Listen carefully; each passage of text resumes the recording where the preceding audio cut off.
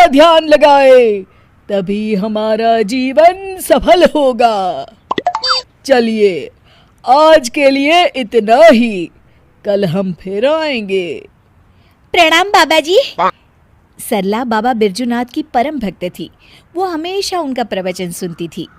एक दिन, सरला, जल्दी से मेरा नाश्ता लगा दो, मुझे देर हो रही है भाई। तभी विनोद देखता है कि सरला अपनी आंखें बंद कर ध्यान की मुद्रा में बैठी है। अरे तुम यहाँ बैठी कौन सा मंत्र पढ़ रही हो? मेरा नाश्ता कहाँ है? सरला अपनी आंखें खोलती है और मुस्कुराकर जवाब देती है, क्रोध मनुष्य का सबसे बड़ा दुश्मन है, उस पर काबू करना सीखिए स्वामी। अरे ये स्वामी कौन है? मेरा नाम तो विवेक है, भूल गई क्या? और कब से भूखा बैठा हूँ, चलो ना मेरे लिए जल्दी से नाश्ता बनाओ ना तुम। नाश्ता आप खुद बना लीजिए, इस वक्त मैं भगवान का ध्यान कर रही हूँ। विनोद चिढ़ जाता है। अरे यहाँ कोई मजाक चल रहा है? ये कैसे उटपटांग बातें कर रही हो तुम? मैंने तुमसे कितनी बार कहा है कि ये बाबा लोगों के प्रवचन ज्यादा मत देखा करो। खैर, तुम्हें तो मैं शाम को देख लूंगा, अभी मुझे देर हो रही है। उसी शाम सरला की सास, अरे बहू, कहाँ मर गई थी है?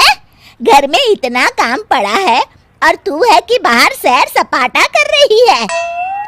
माँ जी, मैं तो मंदिर में कीर्तन करने गई थी। अरे वो सब तो ठीक है, पर घर के काम क्यों नहीं किए तूने? और ये किस तरह के कपड़े पहन रखे हैं तूने? नया फैशन है क्या?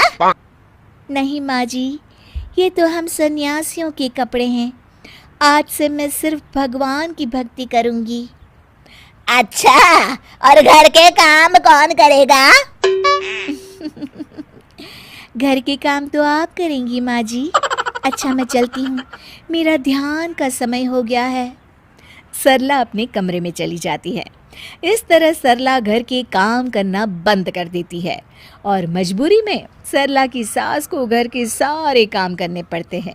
कुछ दिनों के बाद, अरे बेटा, ऐसा कब तक चलेगा? इस बुढ़ापे में सुबह से शाम तक काम कर कर के लगता है मैं तो बहुत जल्द भगवान को ही प्यारी हो जाऊंगी। तुझे अपनी माँ की जरा भी चिंता नहीं है क्या? माँ, मेरी तो समझ में नहीं आता कि सरला का क्या करूं। एक बात बोलूं बेटा, जब से बहू सन्यासी बनी है तब से कुछ ज्यादा ही पेटू हो गई है। सारा दिन खाने का ऑर्डर देती रहती है। तभी दरवाजे पर सरला की सहेली कोमल आती है। नमस्ते माँ जी, सरला घर पर है क्या? हाँ, है अपने कमरे में। थोड़ी देर के बाद सरला अपने कमरे से आवाज देती है, माँ जी, 2 कप चाय ले आइएगा और साथ में कुछ नाश्ता भी। अरे जरा दम तो लेने दे महारानी। कुछ कहा क्या माँ जी? अरे कुछ नहीं बहू, आती हूँ चाय नाश्ता लेकर अभी।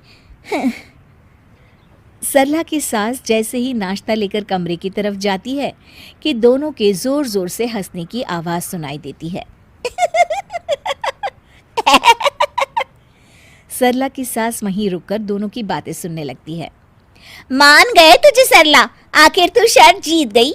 इतने दिनों से तूने अपनी सास को क्या बेवकूफ बना के रखा है और इस घर में मजे कर रही है।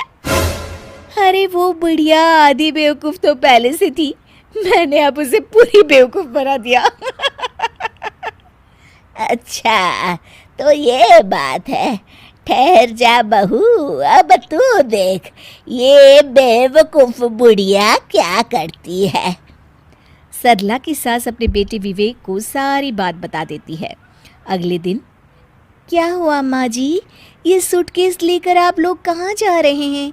और आज आप दोनों ने मेरी तरह सन्यासियों वाले कपड़े क्यों पहन रखे हैं? बहू, आज से हम दोनों भी तेरी तरह सन्यासी बन गए हैं, इसीलिए मैंने फैसला किया है कि हम ये घर बेचकर हिमालय चले जाएंगे भगवान की तपस्या करने। हैं? लेकिन माँ जी, आप ये घर कैसे बेच सकती है? मेरा मतलब आपके हिमालय जाने के बाद मैं कहाँ रहूंगी?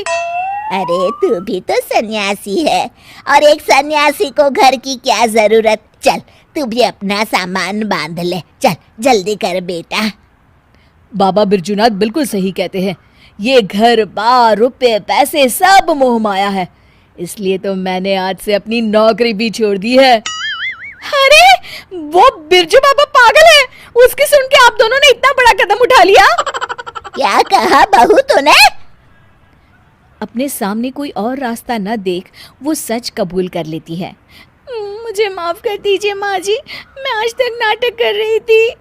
अरे तो हम कौन सा सच में सन्यासी बन गए, हम भी तो नाटक कर रहे थे।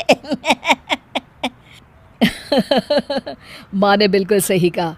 अब तुम्हारे ड्रामे का पर्दा गिर चुका है सरला। चल बहू चल, जल्दी से झाड़ू उठा और घर की साफ सफाई में लग जा। उसके बाद खाना बनाने की तैयारी भी तो करनी है ना तुझे। हाँ हाँ जी माँ जी।